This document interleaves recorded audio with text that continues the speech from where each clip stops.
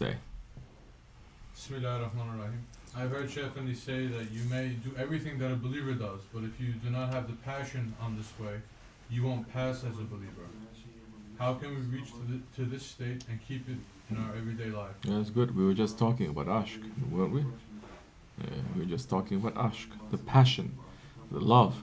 I don't want to use the word love so much because in the English language, the love, the word itself has been so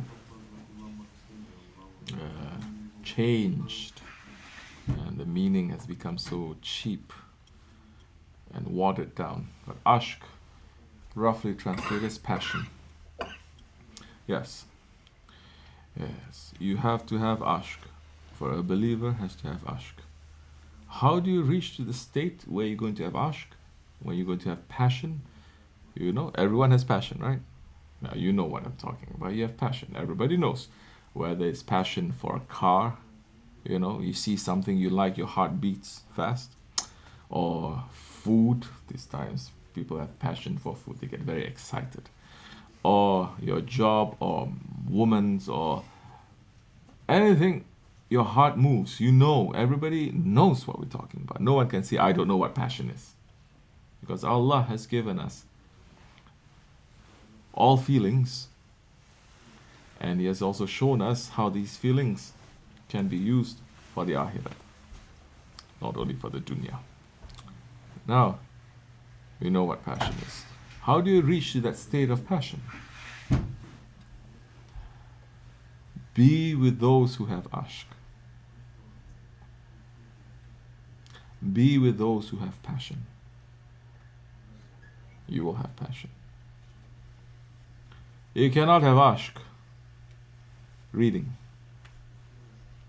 You cannot have Ashq just listening. You cannot have Ashq just watching. You have to be with those ones who have passion. They will give it to you. They will take their passion and they will give it to you. Be with the Salihin. Allah is giving us this command. In the Holy Quran, be with the Salihin. How do you become Salih? Be with the Salihin. He's not putting us that pressure to be Salihin, he's saying. He's saying be with them. Sit with them. Learn from them. Serve them. Ask. Live. Be a Jamaat. How are you going to have passion? Be with those who have passion. Watch them. Ask. Understand. Serve. Help. Then you watch those ones who have passion, then slowly you will know how to have that passion. Something that we can talk forever. But unless you are with those ones who have passion, you won't be able to understand it properly. You won't be able to keep it properly too, because it becomes theoretical. How are you going to know love? Be with those ones who have experienced it. They may talk about it, and slowly, when you are sitting with them, it will rub off. You know, the rose, they say in Turkish, if you put two roses together, one a different color, after a while, they start transferring their color to each other. Yeah? Maybe sit with those ones who are collecting divine lights. Even just sitting next to them, they will give it to you. If you actively search for it, if you're asking and you're learning, they will give you even more. So you will learn also how to be in that state. We cannot carry it too much in these days to be in the state of Ashq all the time. We're too weak. We cannot.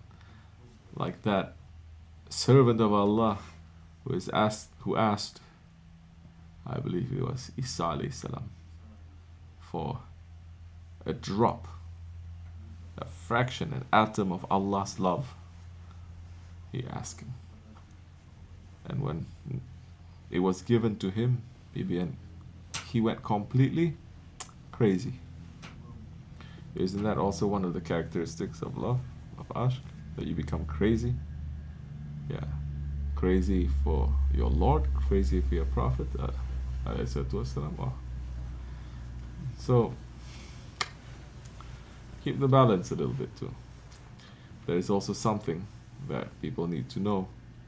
Once you get the ashq, then what? Then what? It's not an end in itself, right? Say, I love you, I love you, I love you. Okay, very nice, very good. And now what? Now you have to get married. Right? Otherwise, it's not going to be too good. Then what? You have to have children. You have to build a life together. You have to have a community. So it transfers and it transforms. It doesn't stay there. And if you have love, if you have ashq towards that one, your whole life, your whole existence is only to please that one. And you're going to watch yourself very carefully to say that you don't get that one to be upset with you or hurt by you or disappointed. People have a problem.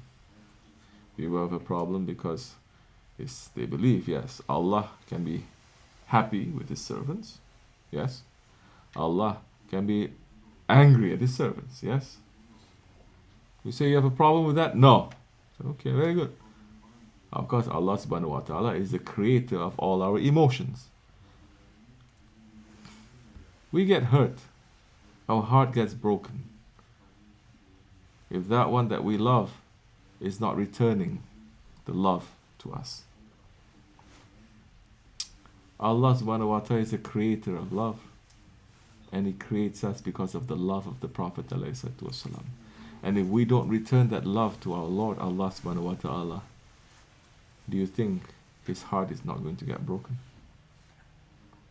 Something to think about. No. Allah doesn't have a heart. Really? MashaAllah. When Allah is happy with us, yes, He will smile. Yes, He will laugh. Not in the way that you understand smiling and laughing to be. But He is the creator of all these emotions. Showing His happiness at us, with us, is important for us now to build that relationship. May Allah make it easy for us. Assalamu alaikum. Ashq.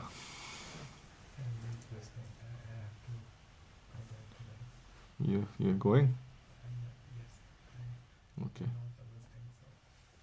Feel free, inshallah. Okay. Assalamu alaikum. I will see you soon.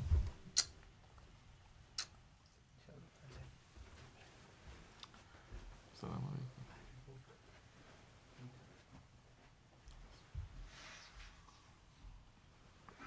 Bismillah. Yeah. Okay. Yes, you have a question? Bismillah ar-Rahman ar-Rahim. What are Wahhabis and are they Muslim? Oh!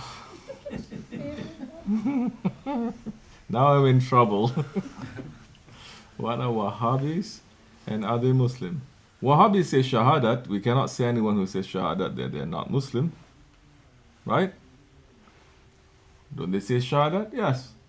Don't they pray? Yes. They fast? Yes. They pay zakat? Yes. They go to the Hajj? Yes. They do everything? Yes. Can we say they are not Muslim? No, we cannot say they are not Muslim. They are Muslims. Like that. But they don't love the Holy Prophet ﷺ. And Holy Prophet ﷺ saying, if you don't love me more than your parents or your children or everything that you possess, your faith is not complete. Not loving is one thing. What if you hate the Prophet ﷺ? Something to think about. What if you hate the Prophet, although you pray, you do all this, but you say, no, he's a man. Don't go and ask for his help. Destroy his tomb. destroy the tombs of his parents, destroy the tombs of his uncle that he used to go, destroy all his Sahabis' tombs, destroy the tombs and the resting places of his family. Destroy everything that has any link to him. Can we say that they are Muslims? Well, they say Shahada, they pray, they do everything, but when they hate, they are filled with so much hate for the Prophet ﷺ, we say be careful. Because the anger of Allah will come very severe to those ones. We are following a different understanding, a different ideology. Islam is not an ideology. Islam is either haq or batil. They existed, not the name of Wahhabis, but a group of people who say, yes, we believe in Allah and only Quran. We don't believe in Khilafat. We don't believe in continuing Risalat, meaning Rasulullah, he left his successors. The prophethood is finished, yes, but he left his successors. He says, no. And those ones existed from that time, and it continued. And in the, I believe in the 1700s, that understanding came out, and it was first taught by Ibn Taymiyyah. That understanding was lost, and it came up again. And Ibn Taymiyyah then started to teach some weird understanding of Islam that is not part of the Ahl Sunnat Aqidah, and he was punished for that by the Ottoman authorities.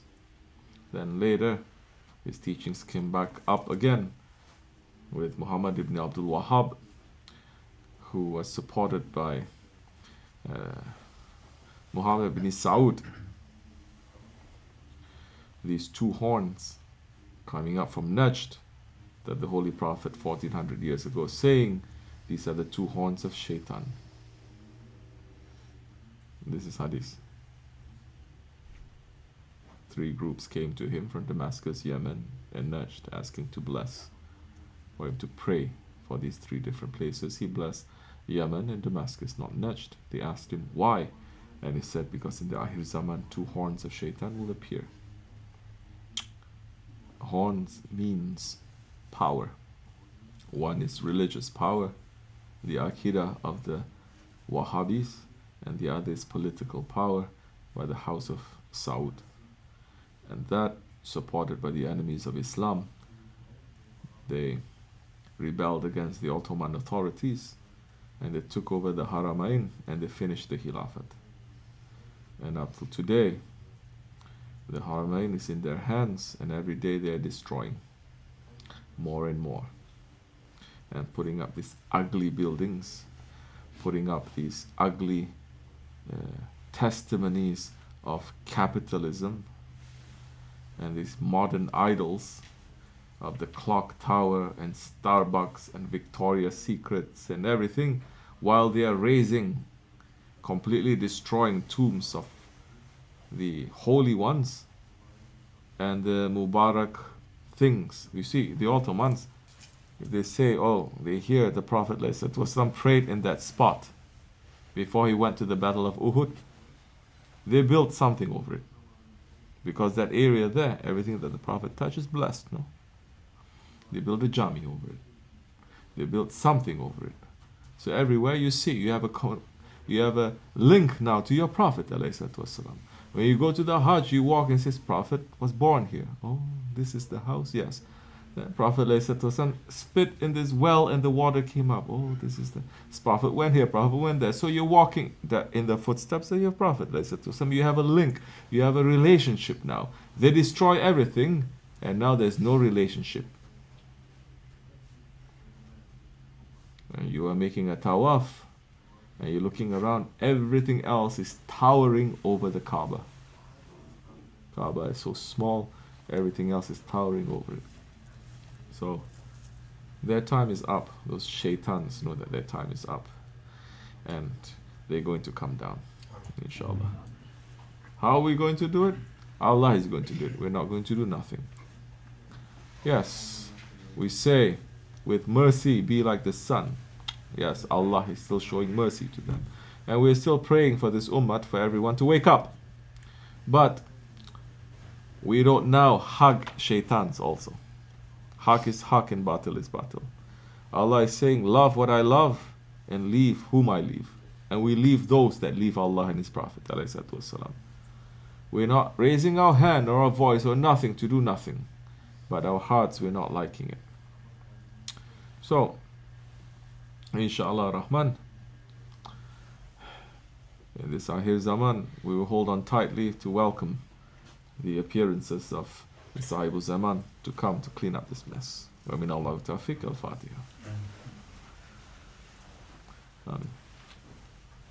Assalamu alaikum. Okay.